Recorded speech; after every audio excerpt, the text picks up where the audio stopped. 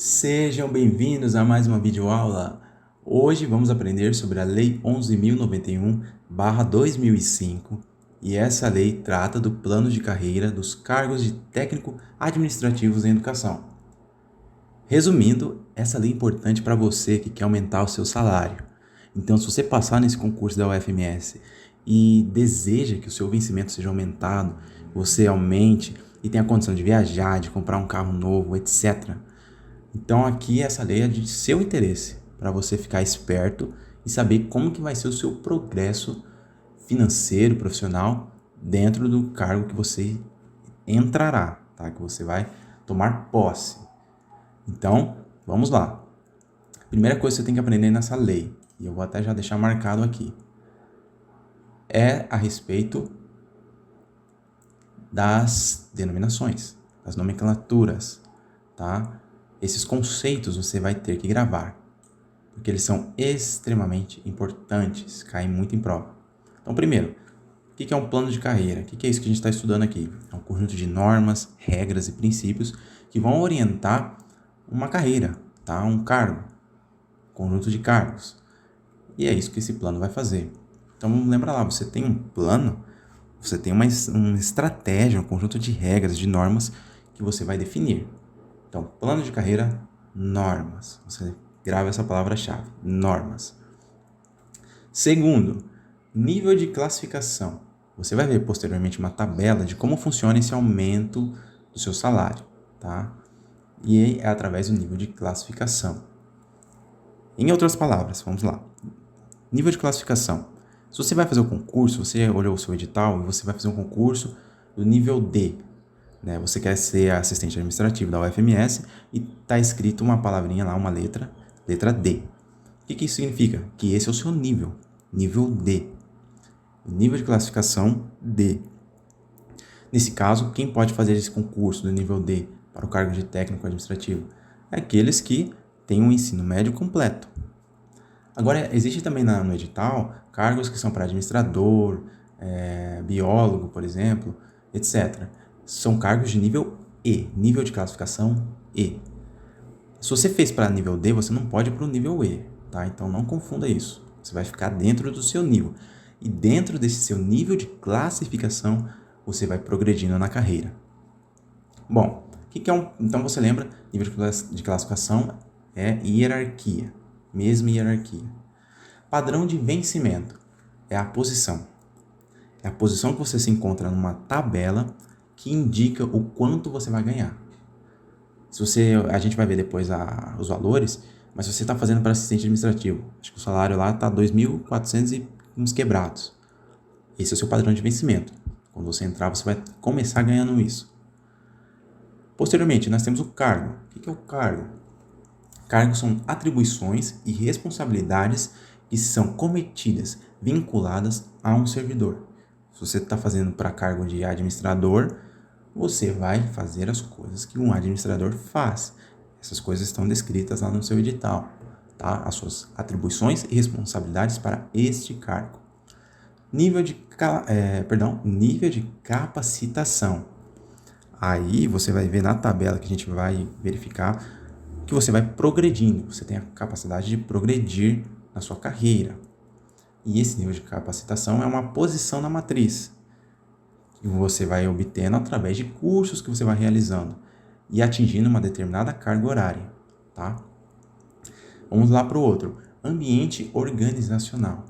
É área de atuação. Não confunda com outros termos na administração, tá?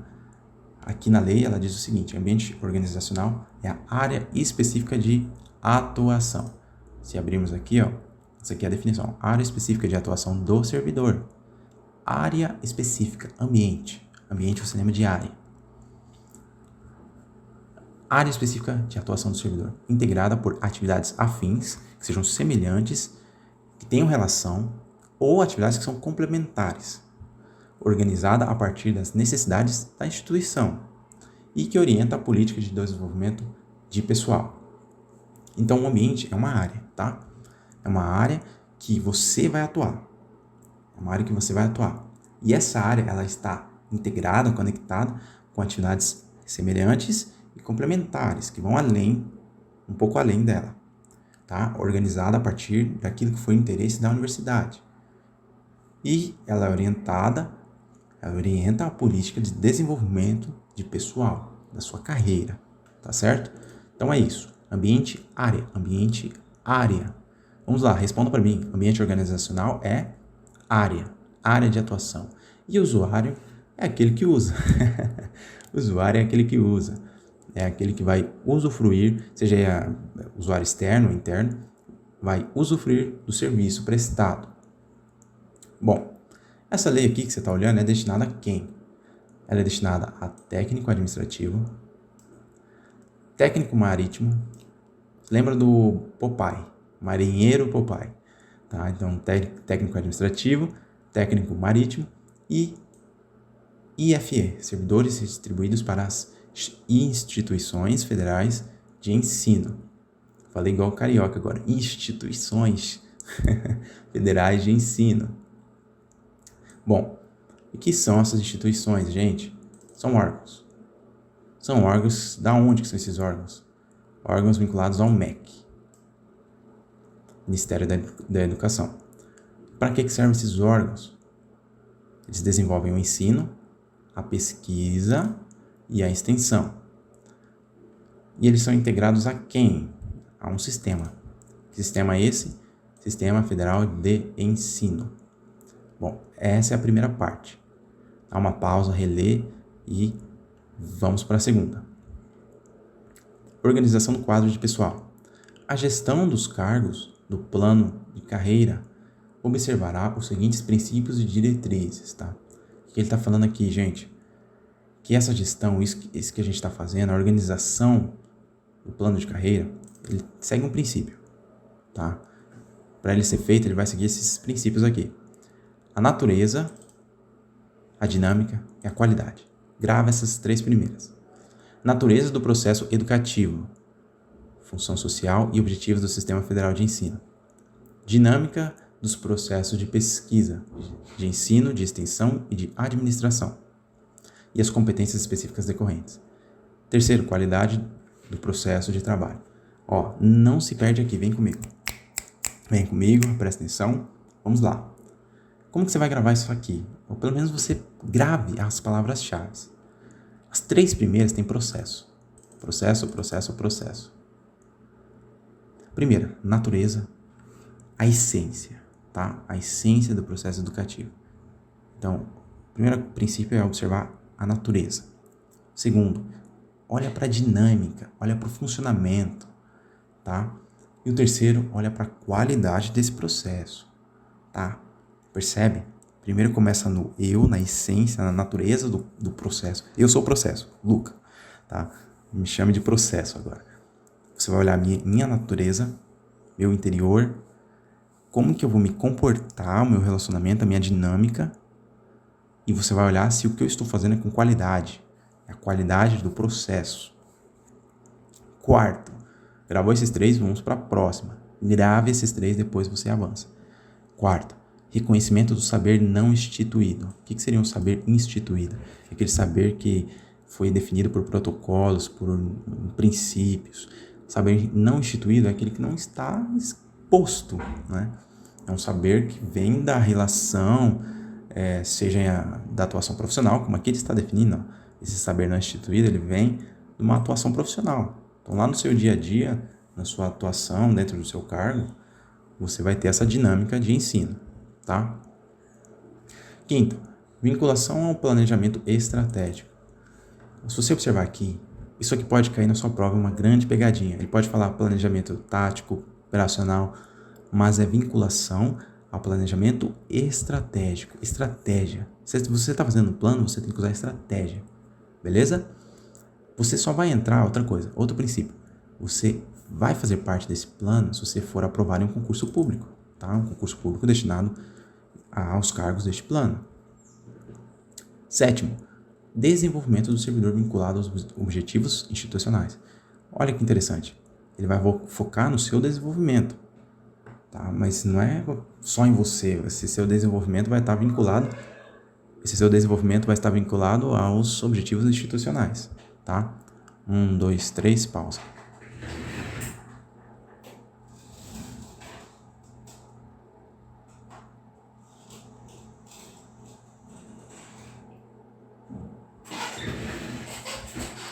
Então, vai estar vinculado aos objetivos institucionais. Oitavo, a garantia de programas de capacitação. Então, é garantido a você que você vai receber programas de capacitação, tá? Que vão contemplar a sua formação específica e a geral, tá? Nesta, incluída a educação formal, no caso.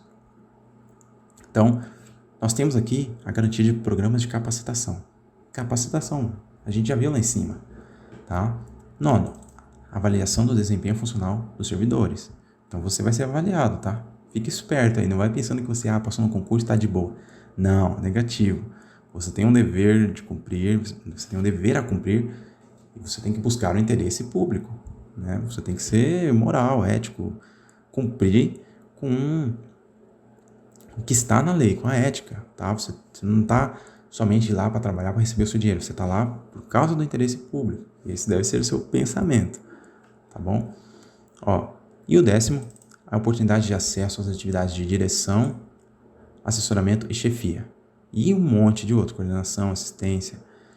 O que é isso aqui? Chegando lá, você pode também progredir na carreira, você pode também ter acesso a atividade de direção, você pode dirigir um setor, ser chefe de um departamento, tá? Isso pode acontecer, é uma oportunidade. Isso aqui deve ser garantido a você também.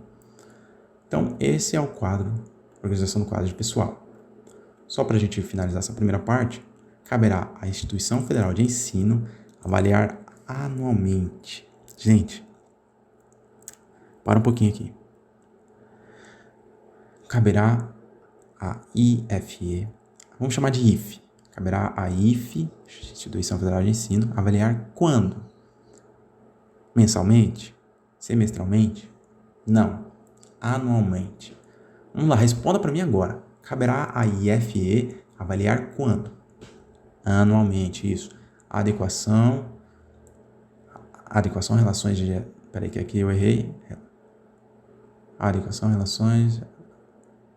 A adequação... Então vamos corrigir isso aqui. Temos um erro de formatação aqui.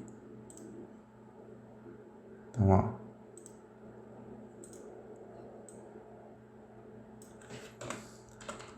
pronto. Caberá à IF avaliar anualmente a adequação do quadro de pessoal às suas necessidades, propondo ao Ministério da Educação, se for o caso, o seu redimensionamento, considerando demandas institucionais, proporção entre os quantitativos da força de trabalho do plano de carreira e usuários, inovações tecnológicas e modernização dos processos. Cara, eu sei que você está aí confuso agora. Eu sei. Não perca seu tempo tentando entender tintim por tintim. Olha as palavras importantes, olha coisas que ele pode mudar na sua prova. Ele pode copiar esse texto aqui e só mudar isso aqui, anualmente. Então, o que vai caber à IFE, a Instituição Federal de Ensino? Ela vai avaliar anualmente a adequação do quadro de pessoal. Ou seja, se está tudo ok com o quadro de pessoal às suas necessidades. Propondo ao MEC, se for o caso, se tiver a necessidade disso, o redimensionamento, a alteração, tá? Você vai considerar as demandas da instituição, proporção entre quantitativo de força e os usuários. Você tem muito usuário, você precisa de mais gente. Você tem que aumentar a força de trabalho. Então, isso gera novos concursos e tudo mais. Então, a Instituição Federal de Ensino tem que avaliar isso. As inovações tecnológicas, tem que evoluir alguns cargos, a tecnologia envolvida, novos profissionais de TI, por exemplo, vai ter que ser demandado. E entre outros, modernização dos processos de trabalho, tudo isso vai ser avaliado. Então, anualmente, a IFE vai avaliar isso e, se for o caso, ela envia lá para o MEC mudanças, tá? E os cargos vagos e alocados provisoriamente no MEC deverão ser redistribuídos para as IFEs, para atender às suas necessidades, de acordo com as variáveis, essas daqui, indicadas acima. Então, o que você vai gravar aqui? Cargo vago. Se o cargo é vago ou alocado provisoriamente no MEC, ele tem que ser distribuído para as IFEs, tá? Então, é basicamente isso. Isso aqui não é tão importante assim, mas dá uma lida nisso aqui e grave, tá? Tente gravar. Então essa é a primeira parte, gente. E espero que você tenha compreendido essa primeira parte. Qualquer dúvida, deixe nos comentários. Por favor, gente, vamos lá.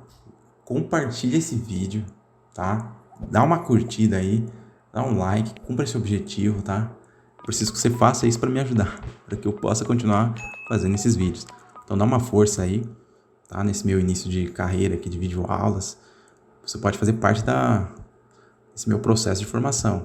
Então esse seu incentivo me ajuda muito. Grande abraço e até a próxima videoaula.